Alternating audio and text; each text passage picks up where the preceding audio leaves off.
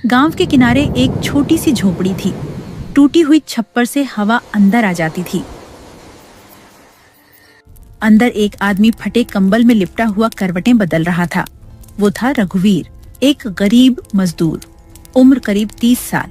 चेहरे पर मेहनत की लकीरें साफ दिखती थीं। पास में उसकी बीवी सरिता राख में हाथ सेक रही थी और चूल्हे पर पानी गर्म करने की कोशिश कर रही थी। अरे रघुवीर, उठो ना, सूरज निकल गया है। काम पर नहीं जाओगे क्या आज? सूरज तो निकला है पर जाड़ा नहीं गया। ये ओढ़ने से भी सर्दी हड्डी में चुभ रही है सरिता। आज तो लगता है पूरा शरीर जम जाएगा। तुम्हें पता है ना, ठाकुर जी के गोदाम पर अगर देर हो गई तो मजदूरी कट जाएगी। बच्चों के लिए दाल तक नहीं बची घर में। हाँ मालूम है, ये ठंड भी जैसे गरीबों की दुश्मन है। अमीर लोग तो अंगीठी के पास रजाई में पड़े रहते हैं और हम। रघुवीर वो बात अधूरी छोड़कर खड़ा हुआ। रुको, कुछ खा लो, पेट में कुछ जाएगा तो ताकत बनेगी। क्या है खाने को? बस कल का बचा हुआ सूखी रोटी और थोड़ा गुड़। रघुवीर ने मुस्कुराने की कोशिश की पर वो मुस्कान थकी हुई थी। गुड़ तो मिठास देता है, पर आज यह भी ठंडा पड़ गया है। वो रोटी खाकर लाठी उठाकर झोपड़ी से बाहर निकल गया। हवा के झोंके ने उसके गाल सुन्न कर दिए। गांव से गोदाम तक का रास्ता करीब 5 किलोमीटर का था। रास्ते भर धुंध इतनी घनी थी कि सामने कुछ दिखता नहीं था। मिट्टी पर पाले की परत जम चुकी थी। रास्ते में वही पुराने साथी मिले, गोलू, रमेश और चमन। अरे रघुवीर, आज भी निकला है रे तू? लगा था आज तो तू रजाई से बाहर नहीं निकलेगा। भाई रजाई तो है नहीं, बस फटे कंबल में खुद को समेटे निकले हैं। सर्दी तो जान ले लेगी इस बार। कल रात हमारे घर के पास तालाब जम गया पूरा। अरे सुनो, ठाकुर ने कहा है आज जल्दी पहुंचना। नए चावल की खेप आई है, जो देर करेगा उसका हिसाब कटेगा। ठाकुर के हिसाब में तो हमेशा हम ही घाटे में रहते हैं। फिर भी चलो, चलना तो पड़ेगा। चारों चल पड़े धुंध में खोए रास्ते से। हर कदम पर मिट्टी से भाप उठती थी। पांव की उंगलियां जमी जा रही थीं। गोदाम पर पहुंचते ही आग की लपटें देख सबने हाथ सेकना शुरू किया, मगर आग सिर्फ ठाकुर और उसके चेलों के पास थी। मजदूरों के हिस्से में बस धूल और धुआं। अरे ओ रघुवीर, फिर देर से आया रे तू? अभी तो 2 घंटे पहले सब पहुंचे थे। मालिक, धुंध बहुत थी, रास्ता दिख नहीं रहा था। बहाने मत बना, आज आधा दिन की मजदूरी कटेगी, समझा? रघुवीर कुछ नहीं बोला, बस अपनी जगह जाकर बोरियान उठाने लगा। हाथ लाल पड़ चुके थे, उंगलियों की चमड़ी फट रही थी। हर बार बोरा छूने पर ठंड जैसे सीधी हड्डियों में उतर जाती। पास में गोलू बोला, रघुवीर, इतनी सर्दी में काम करना जान का खतरा है। चलो आज थोड़ा ढीला काम करते हैं। ढीला काम करने से घर में रोटी ढीली पड़ जाती है। गोलू, चलो हाथ चलाओ।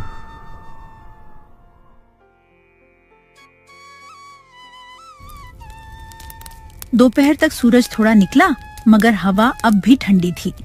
सब मजदूर चूल्हे के पास बैठे रोटी सेक रहे थे। रघुवीर ने अपनी बोरी से वह सूखी रोटी निकाली और आग पर गर्म किया। रघुवीर, तेरी बीवी अच्छी रोटी बनाती है यार, खुशबू दूर तक जाती है। हाँ, पर जब आटा ही मुश्किल से मिलता है तो हर रोटी दावत लगती है। तेरे बच्चे कैसे हैं? ठंड में बीमार पड़ गए हैं दोनों। छोटे बेटे को खांसी है, डॉक्टर के पास ले जाने का सोच रहा हूँ, पर पहले मजदूरी मिले तब। सब चुप हो गए। उस सन्नाटे में बस आग की चटकने की आवाज थी।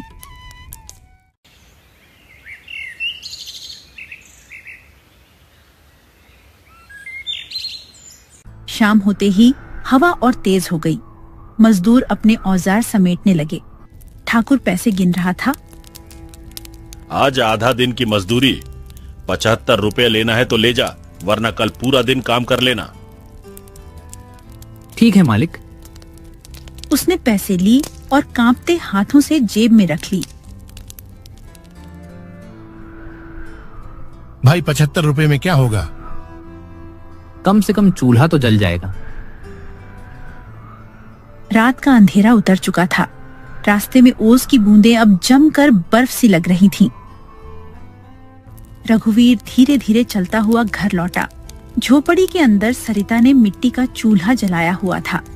बच्चों के लिए आलू उबाल रही थी। आ गए तुम। देखो आज बच्चों के लिए आलू उबाल रखे हैं। अच्छा किया, आज गोदाम पर ठंड ने जान निकाल दी। मजदूरी मिली? आधा ही मिला। ठाकुर ने कहा देर से पहुंचे थे। हमेशा वही बात पर क्या करे, ठंड में इंसान का शरीर भी साथ नहीं देता।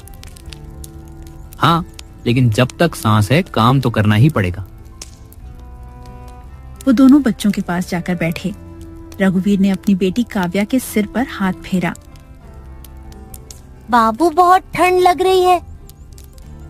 अब नहीं लगेगी बेटा, अब ये कमीज तेरी ढाल है। तुम खुद ठंड में कांप रहे हो, फिर भी। माँ बाप की ठंड बच्चों की गर्मी में ही निकल जाती है सरिता। 3 दिन बीत चुके थे। सर्दी अब जैसे जान ले लेने वाली हो गई थी। हवा में नमी नहीं, सीधे बर्फ की सुइयां चल रही थीं। गांव की गलियां सूनी थीं। लोग दरवाजे बंद करके रजाई और अलाव के सहारे खुद को बचाने की कोशिश में लगे थे। पर रघुवीर के घर में तो ना रजाई थी, ना अलाव के लिए सूखी लकड़ियां। झोपड़ी के कोनों में हवा सीटी बजा रही थी, मानो कह रही हो, देखो कौन बच पाता है आज। रघुवीर, बाहर का दरवाजा कसकर बंद करो, हवा अंदर आ रही है। बच्चों के होंठ नीले पड़ गए हैं। लकड़ी की कील निकल गई है, रस्सी से बांधता हूँ। उसने टूटी रस्सी से दरवाजा कसकर बांधा और लौटा तो देखा सरिता ने बच्चों को अपनी गोद में समेट रखा है। बाबू बहुत ठंड लग रही है, आग जलाओ ना।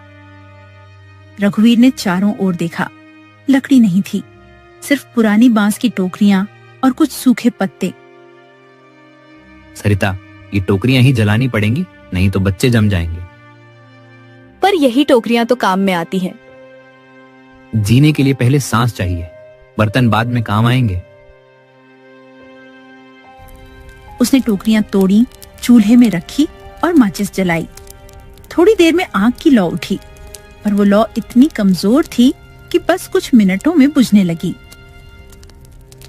सरिता, अगर कल तक लकड़ी न मिली तो ये झोपड़ी भी बर्फ बन जाएगी।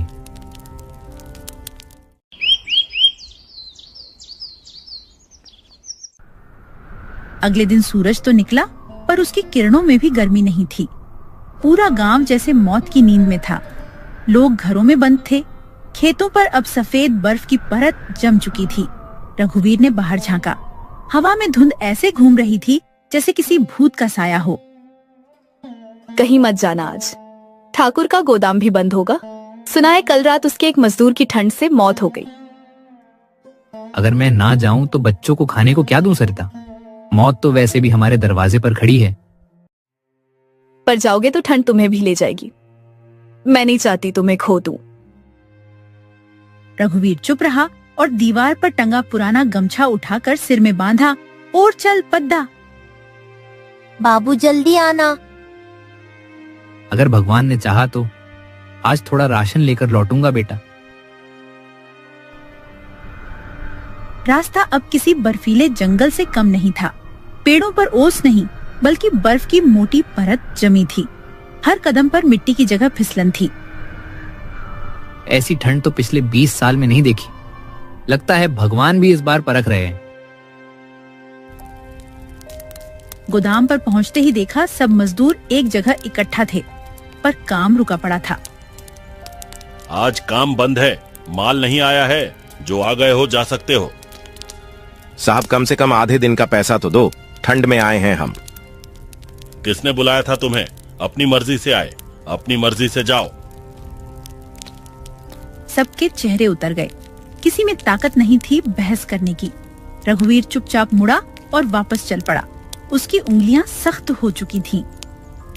घर पहुंचा तो देखा सरिता ने बच्चों को गोद में लेकर बैठी थी। चूल्हा बुझा हुआ था। आग क्यों नहीं जलाई? लकड़ी खत्म हो गई रघुवीर, टोकरियां भी नहीं रही, सुबह से कुछ खाया नहीं सबने। रघुवीर ने जेब टटोली। खाली? ठाकुर ने पैसे नहीं दिए, अब क्या करेंगे? रघुवीर कुछ नहीं बोला। बाहर गया और झोपड़ी के पीछे पड़े पुराने लकड़ी के खंभे देखे। वो गांव के कुएं की टूटी बाड़ थी। उसने सोचा अगर चोरी भी कहलाए तो क्या बच्चों की जान बड़ी है। वो बाड़ तोड़ लाया और आग जलाई। थोड़ी देर में झोपड़ी में हल्की गर्मी फैल गई। बच्चे मुस्कुराए। बाबू अब अच्छा लग रहा है। बस यही आग जलती रहे बेटा, यही हमारी जिंदगी की आस है। 3 दिन बाद सर्दी और भी बढ़ गई। अब हवा चलने से पहले ही लोग दरवाजे कस कर बंद कर लेते थे। रघुवीर की बेटी काव्या को तेज बुखार चढ़ गया। रघुवीर, यह तो जल रही है बुखार में, कुछ करो, डॉक्टर को बुलाओ। डॉक्टर तक पहुंचने के लिए 2 मील चलना पड़ेगा सरिता। इस ठंड में रास्ता भी बंद है। तो क्या इसे ऐसे ही छोड़ दे? रघुवीर ने काव्या को अपनी गोद में उठाया। उसका शरीर बर्फ जैसा ठंडा था। मैं भगवान से हार नहीं मानूंगा। वो काव्या को उठाकर झोपड़ी के बाहर निकल पड़ा। हवा उसके चेहरे पर बर्फ बनकर चुभ रही थी। रघुवीर उनके दरवाजे पर पहुंचा। दरवाजा खटखटाया। कौन है रे इस वक्त? मैं रघुवीर, मेरी बेटी को तेज बुखार है, कृपा करके देख लो बाबा। इतनी ठंड में बच्ची बाहर क्यों लाई रे पगले? खुद मर जाएगा और इसे भी मार डालेगा। मर भी गया तो क्या फर्क पड़ता है बाबा, बस मेरी बेटी बच जाए। वैद्य ने बच्ची को देखा, कुछ जड़ी बूटी दी और कहा, गर्म कपड़ा नहीं है क्या इसके पास? कुछ नहीं है बाबा, बस ये पुराना कंबल है। इस सर्दी में गरीब का बचना मुश्किल है बेटा, पर कोशिश कर आग जलाए रखना और ये दवा दे देना। रघुवीर ने धन्यवाद किया और वापस भागा। झोपड़ी में पहुंचकर उसने आग जलाई, दवा दी और पूरी रात काव्या को गोद में लेकर बैठा रहा। बाहर बर्फ गिर रही थी, पर अंदर पिता का प्यार जल रहा था। ठंड चाहे जितनी बढ़ जाए, मैं नहीं टूटूंगा। मैं अपनी बेटी को बचाकर रहूंगा।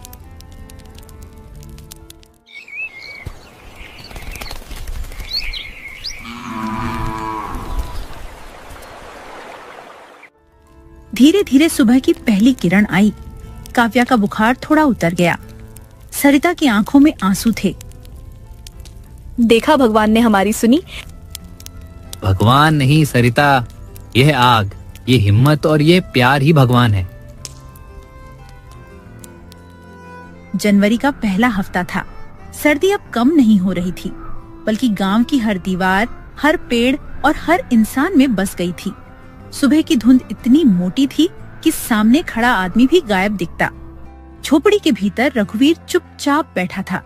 सामने बुझा हुआ चूल्हा पड़ा था और कोने में सरिता बच्चों को अपने बदन से चिपका कर बैठी थी। 3 दिन से चूल्हा नहीं जला। रघुवीर, आटा खत्म हो गया है, कुछ इंतजाम करो। कहाँ से करूं सरिता? ठाकुर का गोदाम अभी भी बंद है, सब काम रुका पड़ा है।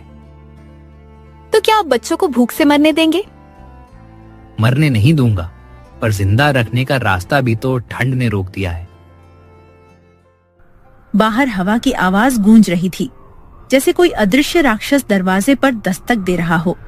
रघुवीर बाहर निकला। पूरा गांव सुनसान पड़ा था। ना कोई खेतों में, ना कोई सड़क पर। लोग अपने घरों में कैद थे और जिनके पास आग नहीं थी, वो डर में दुबके हुए थे। गांव की चौपाल पर वो रुका। वहां कुछ बुजुर्ग बैठे थे। उनके पास भी बस बुझी राख थी। काका, कोई काम मिलेगा क्या? ठाकुर के यहाँ कुछ सुनाई दिया। बेटा, ठाकुर तो शहर चला गया, गोदाम बंद पड़ा है, ठंड में माल नहीं आ रहा है। इस बार की सर्दी तो जैसे कहर बनकर आई है। तो फिर गांव के गरीब क्या करेंगे? जितनी आग है उतने दिन जिएंगे, उसके बाद जो किस्मत। रघुवीर कुछ कह नहीं पाया। झोपड़ी में लौटकर देखा, सरिता ने बच्चों को सुला दिया था। काव्या की आंखों के नीचे नीले घेरे बन गए थे। कुछ मिला? नहीं सरिता। अब क्या करेंगे रघुवीर?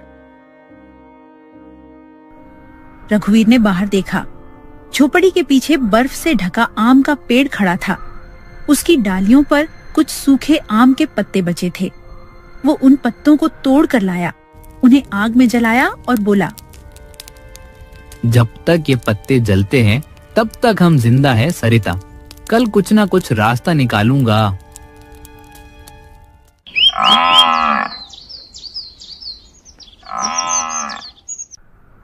अगली सुबह रघुवीर गांव में काम ढूंढने निकला। रास्ते में उसे एक गांव की ही एक अम्मा मिली। अम्मा ने उसे देखा। क्या हुआ रघुवीर, चेहरा सूख गया है तुम्हारा? अम्मा जी, बच्चों को 3 दिन से रोटी नहीं मिली।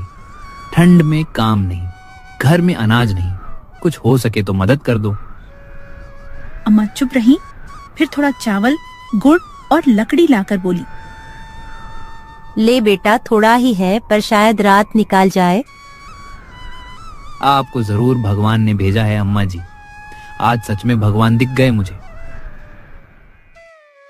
रघुवीर घर लौटा तो सरिता की आंखों में डर था, पर जैसे ही उसने गुड़ और चावल दिखाया वो मुस्कुरा उठी।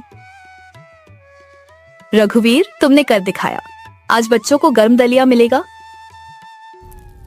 उसने चूल्हे में आग जलाई, भाप उठी और घर में खुशबू फैल गई।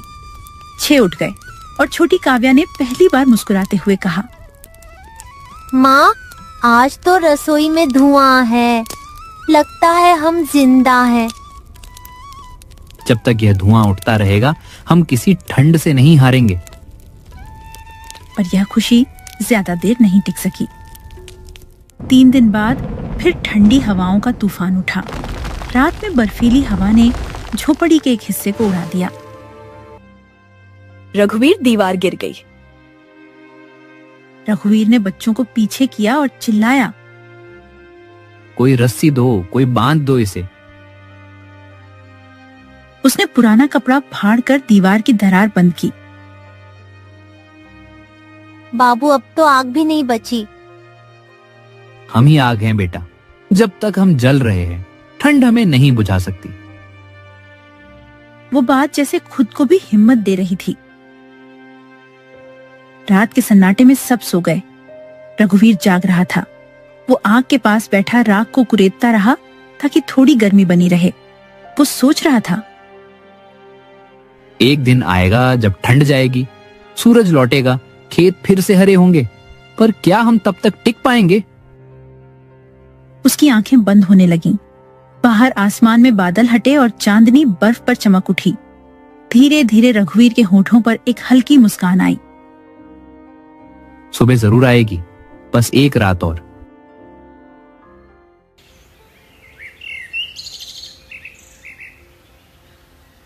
झोपड़ी के भीतर सरिता बैठी थी। उसके चेहरे पर थकान और डर दोनों थे। बच्चे कोने में दुबके थे, जैसे बर्फ से बचने की कोशिश कर रहे हों। रघुवीर, अब क्या करेंगे? ठंड कम नहीं हो रही और गोदाम बंद ही पड़ा है।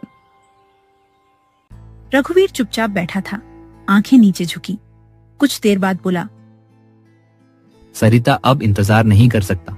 अगर मैं कुछ ना करूं तो भूख ही हमें मार देगी। क्या सोच रहे हो? जंगल जाऊंगा, लकड़ी काट कर लाऊंगा।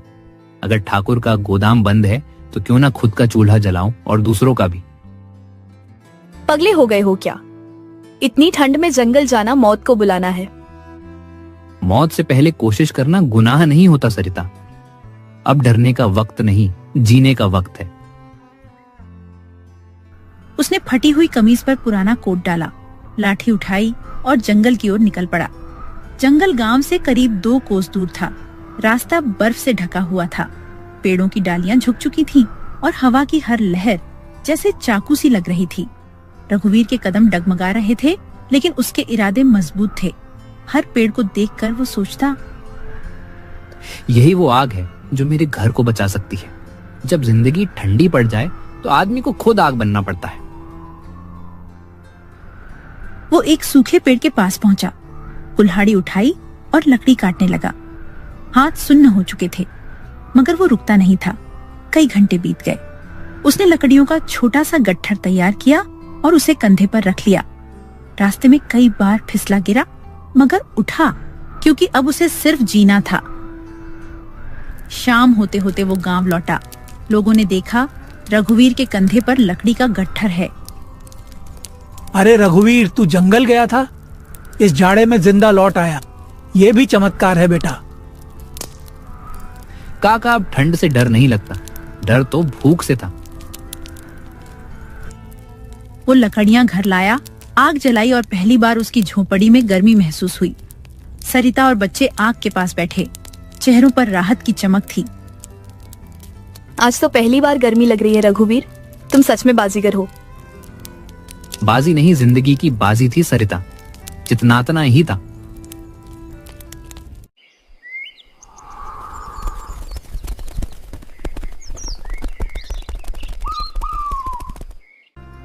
अगले दिन रघुवीर ने सोचा, अगर मैं लकड़ी काट सकता हूँ तो क्यों ना उसे बेचूं। वो फिर जंगल गया। इस बार कुछ और लोगों को साथ लिया।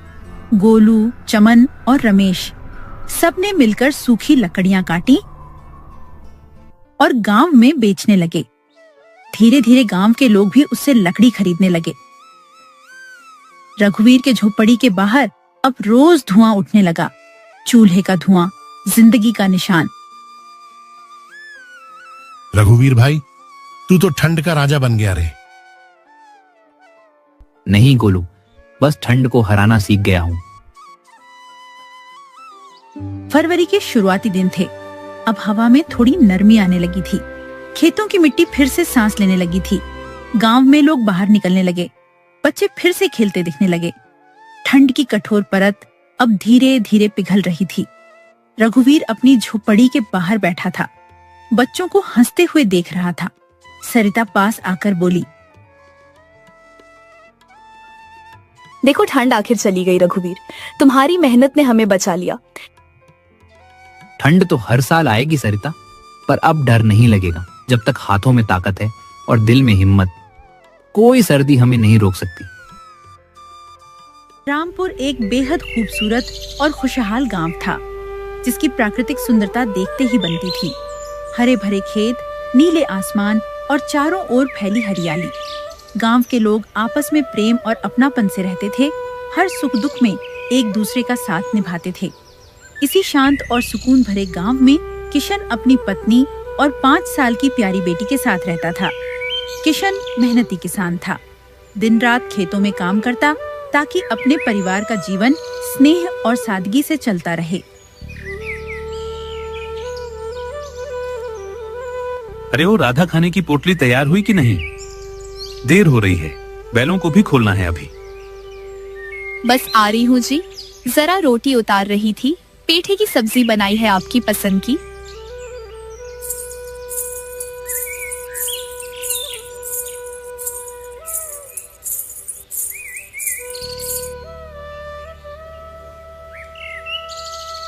लीजिए जी, गर्मागर्म खाना रखा है।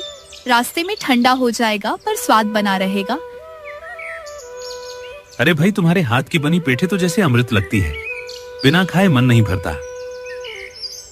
आप भी ना बस यूं ही तारीफ किए जाते हैं। कुछ मीठा भी रखा है। गुड़ की चक्की मुन्नी के लिए भी बचा ली है। ठीक है, देखो राधा, आज देर हो जाएगी शायद। खेत की मेड़ ठीक करनी है। ठीक है जी, लेकिन धूप तेज है। बीच बीच में पानी पी लीजिएगा और थोड़ा आराम भी कर लीजिएगा। सारा दिन खटते हैं। हाँ, ध्यान रखूंगा। तुम भी खुद को ज्यादा मत थकाना। मुन्नी का ख्याल रखना। जाइए जी, राधे राधे। भगवान आपका दिन शुभ करे। जल्दी लौट आइएगा। मुन्नी आपका इंतजार करेगी। राधे राधे राधा, अब चलता हूँ। इतना कहकर किशन खेत के लिए निकल जाता है। रास्ते में उसके 2 दोस्त मिल जाते हैं। अरे ओ किशन, आज तो बड़े जल्दी उठ गए भाई। क्या बात है? सूरज निकले ना निकले तू खेत की राह पकड़ ली। अरे गोविंद, जो किसान देर करे उसकी फसल भी देर से मुस्कुराती है। आज काम थोड़ा ज्यादा है, इसलिए सोचा जल्दी निपटा लूं। काम बाद में करना भाई, पहले जरा मौसम देख लें। लग रहा है इस बार ठंड कुछ ज्यादा ही गिरने वाली है, खेत में टिकना मुश्किल होगा। अरे तुम दोनों को तो हर साल यही डर लगा रहता है, ठंड ठंड करते रहो पर काम का नाम नहीं लो। किसान अगर मौसम से डर गया तो फिर खेत कौन संभालेगा।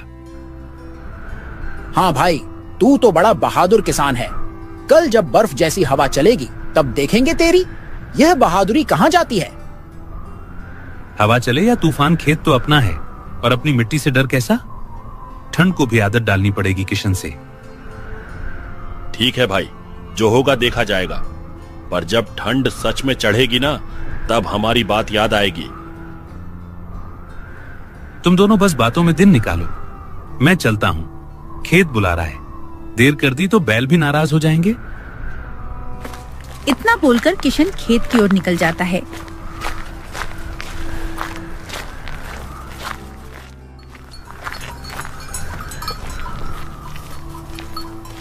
किशन अपने खेतों में काम कर रहा था कि तभी उसे ठंड से बचने और पैसे कमाने की एक तरकीब सूझती है। सब कहते हैं कि इस बार ठंड खूब गिरेगी, तो क्यों ना मैं अभी से ही लकड़ियां जमा करने लगूं। जब ठंड आएगी और सबके घरों की आग बुझने लगेगी तब लोगों को लकड़ी की जरूरत पड़ेगी और मैं ही उन्हें दूंगा। देखो भाई, काम भी मेरा, फायदा भी मेरा। खेत में दिन भर खटने से अच्छा है कि थोड़ा दिमाग लगाया जाए।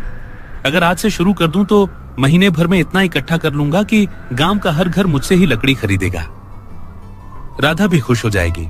मुन्नी के लिए कुछ नए कपड़े भी ले आऊंगा। हाँ, यही ठीक रहेगा। मेहनत भी होगी और ठंड में परेशानी भी नहीं। अब वक्त है सोच को काम में बदलने का। चल किशन, लग जा जुटाने में।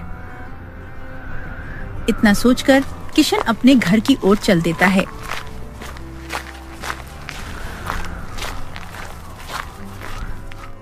थोड़ी देर बाद वह अपने घर पहुंच जाता है। अरे जी, आप इतनी जल्दी लौट आए? बोले तो थे कि आज देर हो जाएगी। सब ठीक तो है ना? कहीं तबीयत तो नहीं बिगड़ गई? अरे नहीं रे राधा, ऐसी कोई बात नहीं। बस सोच में एक बात आ गई, दिमाग में एक बढ़िया तरकीब सूझी, सो सीधा घर चला आया। तरकीब? कैसी तरकीब? सब काम छोड़कर घर चले आए? जरूर कुछ बड़ा सोच लिया होगा आपने। देख राधा, सब कहते हैं इस बार ठंड बहुत पड़ेगी, तो मैंने सोचा क्यों ना अभी से ही लकड़ियां इकट्ठा करने लगूं। जब ठंड बढ़ेगी तब सबके घर में आग जलाने की जरूरत पड़ेगी और तब मैं उन्हें लकड़ी बेचूंगा। सब मेरे पास आएंगे और मैं अच्छे पैसे कमा लूंगा। खेत का काम भी रहेगा और थोड़ा बहुत कारोबार भी हो जाएगा। अरे ये तो बड़ी समझदारी की बात सोच ली आपने जी। सच कहूँ तो गांव में किसी को इतना आगे का ख्याल नहीं आता। अगर समय रहते लकड़ियां जमा कर ली तो ठंड के दिनों में आधा गांव आपका एहसान मानेगा। हाँ रे, यही तो सोच रहा था। अब शाम से ही जंगल की तरफ निकल जाऊंगा। धीरे धीरे इतनी लकड़ी इकट्ठा कर लूंगा कि सर्दी में घर भी गर्म रहेगा और जेब भी। भगवान करे आपकी ये सोच रंग लाए। मैं भी शाम को मदद कर दूंगी। मुन्नी को सुलाकर लकड़ियां बांध दूंगी। वाह भाई राधा, तू तो सच्ची साथी निकली। अब देखना, इस बार ठंड हमें परेशान नहीं करेगी बल्कि हमारे लिए बरकत लेकर आएगी।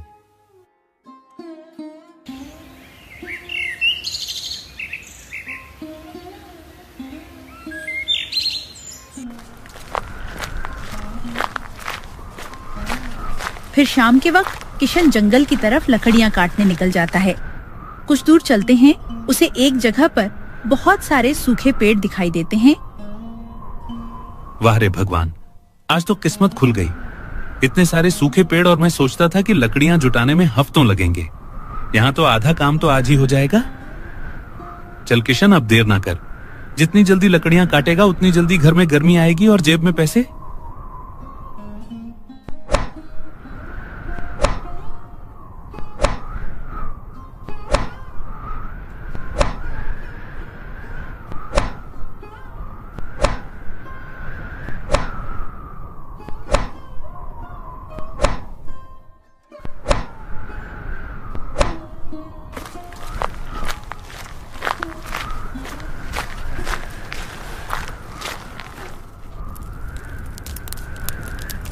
अरे रेणु, इस साल तो ठंड कुछ ज्यादा ही जोर की पड़ रही है रे।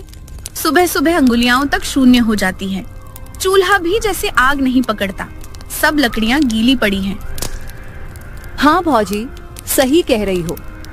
अब तो लगता है पिछले साल की सर्दी भी इसके आगे कुछ नहीं थी। ऊपर से बारिश के आसार भी दिख रहे हैं। अगर बरसात पड़ गई तो लकड़ी सुलगानी भी मुश्किल हो जाएगी। हाँ, और सुनो, किशन रोज जंगल जाता है लकड़ी काटने। कहता है ठंड के दिनों में काम आएगी। बड़ा सयाना बन गया है वह भी। अरे भौजी, सयाना तो है ही, पर भगवान करे इस ठंड से कोई बीमार ना पड़े। खेतों में काम ठप पड़े हैं और घरों में चूल्हे तक मुश्किल से जल रहे हैं। लगता है इस बार ठंड का कहर कुछ ज्यादा ही होने वाला है। वहीं दूसरी तरफ किशन रोज जंगल जाता और ढेर सारी सूखी लकड़ियां काटकर अपने घर ले आता।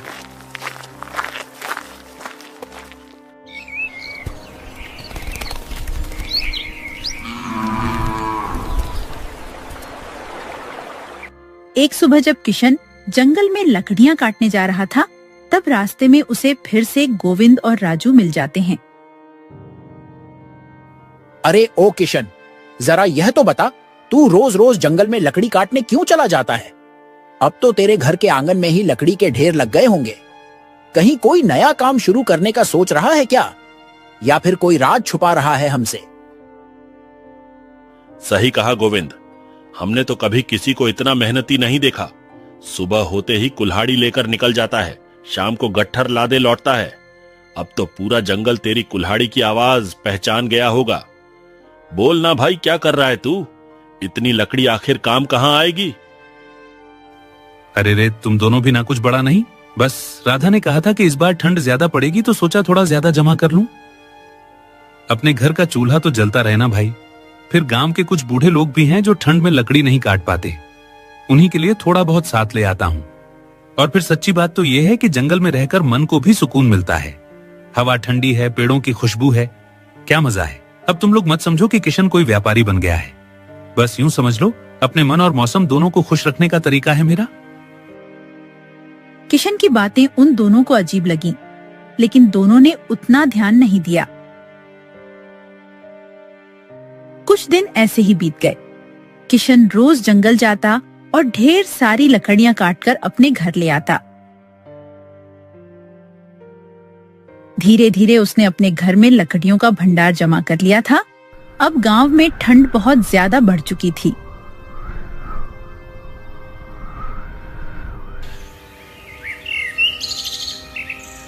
अब किशन अपने घर के बाहर एक बोर्ड लगा देता है जिस पर लिखा हुआ था, मात्र 10 रुपये में लकड़ियां ले जाओ। जब सभी गांव वाले किशन के घर के बाहर वह बोर्ड लगा देखते हैं तो सभी को किशन की चतुराई का पता चल जाता है कि वह क्यों हर रोज सूखी लकड़ियां काटने जंगल जाता था। अरे देखो तो सही, कैसा चालाक निकला ये किशन। पहले तो बड़ा सीधा साधा बनता था और अब देखो गांव वाले ठंड से ठिठुर रहे हैं तो लकड़ी बेचने का धंधा खोल लिया।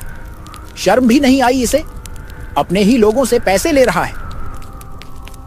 यही तो कह रहा हूं मैं, जब रोज जंगल जाता था तब हमने सोचा कि भला अपने घर की तैयारी कर रहा है, पर यह तो पूरा व्यापार जमा कर रहा था। अब 10 रुपए की लकड़ी में भी फायदा कमा रहा है।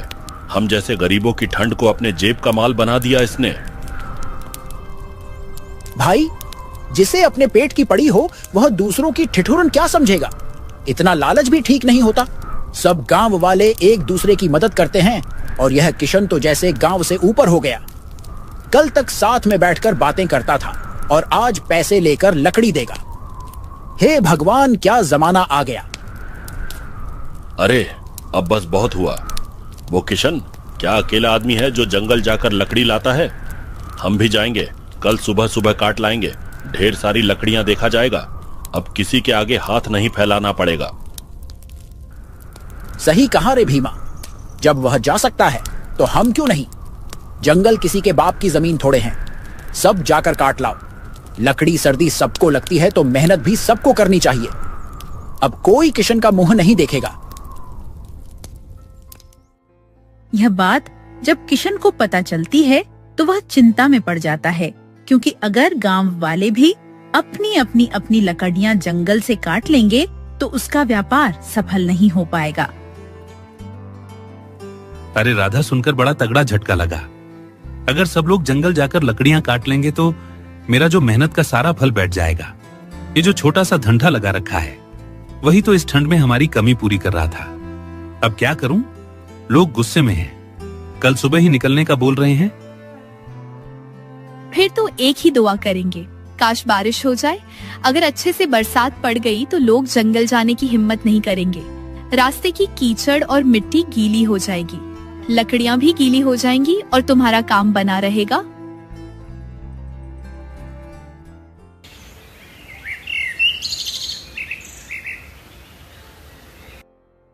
कुछ ही देर में रात हो जाती है और वह दोनों सो जाते हैं।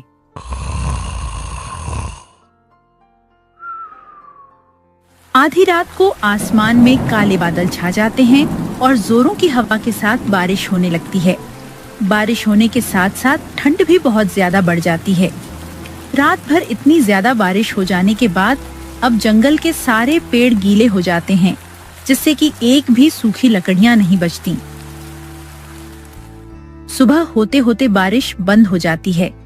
जब राधा और किशन यह सब देखते हैं तो वह बहुत खुश हो जाते हैं। अरे देखो जी, भगवान ने हमारी सुन ली। कैसी जोरदार बारिश हुई है रात भर। जरा देखिए, सब लकड़ियां तो भीग गई होंगी। अब कौन जाएगा जंगल लकड़ी काटने? गांव वाले कल जितना जोश दिखा रहे थे ना, आज सब घरों में रजाई ओढ़े बैठे होंगे। मैंने ही तो कहा था ना, काश बारिश हो जाए। लो हो गई। अब देख राधा, ऊपर वाले ने भी मेरा साथ दे दिया। बारिश ने तो जैसे मेरे लिए ही काम कर दिया। अब सारे गांव वाले मेरे ही दरवाजे पर आएंगे लकड़ी लेने। कोई भी जंगल नहीं जा सकेगा। अब सोच तो जरा, जब मांग बढ़ेगी तो दाम भी तो बढ़ेंगे ना। अब 10 रुपए की लकड़ी में क्या रखा है? इतनी मेहनत की है, ठंड झेली है, दिन रात जंगलों में घूमता रहा हूं। अब थोड़ा फायदा तो बनता ही है। मैं कहता हूं आज से लकड़ी 20 रुपए की होगी। जिसे चाहिए ले जाए, जिसे महंगी लगे ठंड में ठिठुरे। अब किशन किसी का मोहताज नहीं, सबको मेरी जरूरत है। जी, मेहनत तो आपने बहुत की है, इसमें कोई दो राय नहीं। पर भगवान ने मदद की तो उसमें उसका भी हिस्सा है। जरूरत से ज्यादा लालच अच्छा नहीं होता। गांव वाले सब अपने ही हैं। अगर दाम बढ़ा दोगे तो लोग मन में रंज रख लेंगे। पैसे कमाना बुरा नहीं, पर दुआ भी तो साथ चाहिए। मैं तो बस यही कहूंगी, जैसे भगवान ने वक्त बदला वैसे ही कभी पलट भी सकता है। अरे बस कर राधा, तू हमेशा डर की बातें करती है। गांव वाले जब मुझे बेवकूफ बना रहे थे तब किसी ने हमारा साथ दिया था क्या? अब जब वक्त मेरा है तो मैं क्यों पीछे हटूं?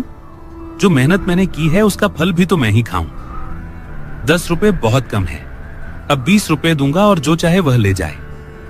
ठंड है, सबको आग चाहिए और आग अब सिर्फ मेरे पास है। तू देखना, आज पूरा गांव मेरे दरवाजे पर खड़ा मिलेगा। अब वक्त है किशन का, किसी की दुआ या बद्दुआ से कुछ नहीं होगा। अपने पति की यह बात सुनकर राधा को बहुत दुख होता है और किशन अपने घर के बाहर लगा हुआ बोर्ड बदल देता है और उसमें लकड़ियों का दाम 10 से 20 रुपए किलो कर देता है। यह सब देखकर गांव वालों को बहुत गुस्सा आता है, लेकिन वह कुछ नहीं कर सकते थे।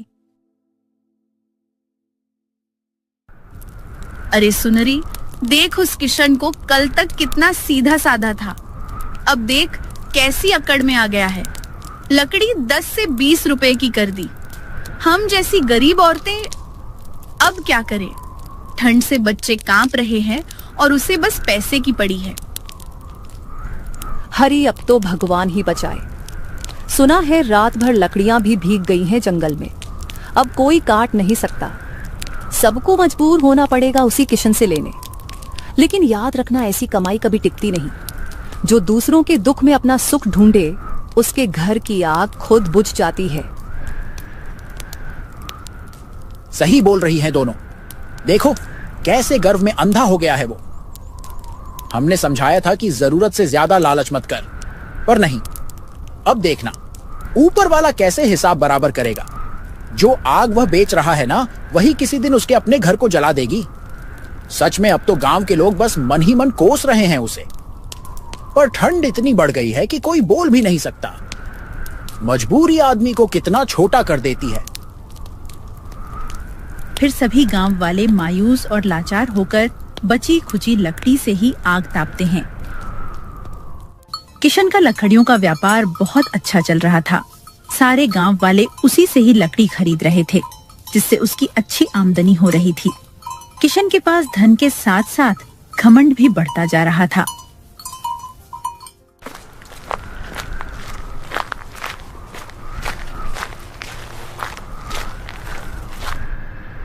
बेटा किशन, जरा कुछ सूखी लकड़ी दे दे। रात भर से आग ठंडी पड़ गई है, ठंड से हड्डियां जम रही हैं। अम्मा, लकड़ी कोई मुफ्त की चीज नहीं होती। ये बेचने के लिए है, दान बांटने के लिए नहीं। पैसे तो इस वक्त नहीं है मेरे पास, पर कल चौपाल से जो अनाज मिलेगा तब तेरा उद्धार चुका दूंगी। बस आज की रात गुजर जाए किसी तरह। उधार में तो लोग भगवान को भी भूल जाते हैं। तू तो बूढ़ी और गरीब है, कहां से चुकाएगी? बेटा, सर्दी किसी की जात नहीं दिखती। अगर तेरे घर में आग जल रही है तो समझ ले किसी की सांसें बच सकती हैं। भगवान तुझे और देगा अगर तू एक बूढ़ी की मदद कर देगा। मेरे पास समय नहीं है तेरे रोने धोने का। जा, जहां से आई है वहीं लौट जा। बहुत ठंड लग रही है तो कोई और रास्ता देख ले, लेकिन लकड़ी यहां से बिना पैसे के नहीं मिलेगी। लाख मांगने पर भी मादा ने बूढ़ी अम्मा को एक सूखी लकड़ी तक नहीं दी। बूढ़ी औरत निराश होकर चुपचाप वहां से चली जाती है। अब किशन का घमंड काफी बढ़ चुका था, पर उसे पता नहीं था कि अहंकार ही इंसान के अंत का कारण होता है।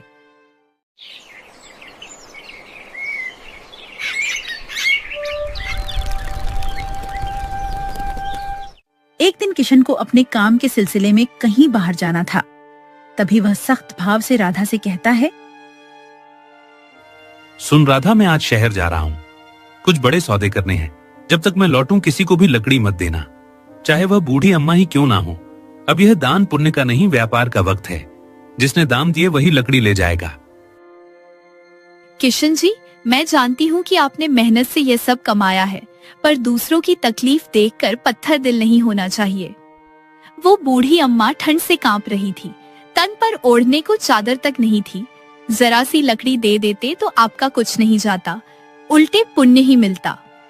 ईश्वर सब देखता है और जो दूसरों के दुख पर मुस्कुराता है उसका सुख भी कभी टिकता नहीं। अरे तू कुछ नहीं समझती राधा, ये दया दया की बातें अब छोड़ दे। मैं अब गरीब किशन नहीं रहा। आज लोग मुझसे लकड़ी खरीदने को तरसते हैं। जिस दिन मैं शहर में पैर रखूंगा मेरा नाम चारों ओर होगा। नाम तो होगा किशन जी, पर भगवान करे वो नाम भलाई से हो, अभिमान से नहीं। याद रखिए, धन से घर बनता है पर दया से संसार टिकता है। अगर आपके दिल की गर्मी ठंडी हो गई तो यह लकड़ियों की गर्मी भी किसी काम की नहीं रहेगी। राधा सहम जाती है और आगे कुछ नहीं बोलती। वह मन ही मन यह समझ जाती है कि विनाश की घड़ी नजदीक आ चुकी है। किशन अपने काम के सिलसिले में घर से निकल जाता। अब घर में सिर्फ उसकी पत्नी राधा और 5 साल की बेटी मुन्नी ही थी। राधा घर के बाहर बैठकर बाकी औरतों के साथ आग ताप रही थी और मुन्नी घर के अंदर खेल रही थी। मुन्नी को ठंड लग रही थी और मुन्नी अभी बहुत नादान थी। उफ, कितनी ठंड है आज। मम्मी तो बाहर बैठी हैं। मुन्नी को तो बहुत ठंड लग रही है। मम्मी, यही लकड़ियाँ जलाती है ना आग के लिए। अगर मैं थोड़ी सी आग लगा दूं तो गर्म हो जाएगा। बस एक ही तीली जलाऊंगी, फिर जल्दी से बुझा दूंगी। मम्मी को पता भी नहीं चलेगा। मुन्नी को नहीं पता था कि एक लकड़ी में आग लगने से सारी लकड़ियों में आग लग जाएगी। उसने एक लकड़ी में आग लगा दी। लकड़ियां सूखी थीं, इसलिए देखते ही देखते सभी लकड़ियों में आग लग जाती है। धीरे धीरे आग पूरे घर में फैल जाती है। उनका पूरा घर जलने लगता है और राधा बाहर खड़े होकर सिर्फ तमाशा देखते रह जाती है, क्योंकि घर के अंदर जाने का कोई भी रास्ता नहीं था। कोई भी गांव वाला आगे बढ़कर किशन के बेटे को बचाने की कोशिश नहीं करता, क्योंकि किशन ने थोड़े से पैसे के लिए सब पर अत्याचार किया था। थोड़ी देर में घर जलकर राख हो जाता है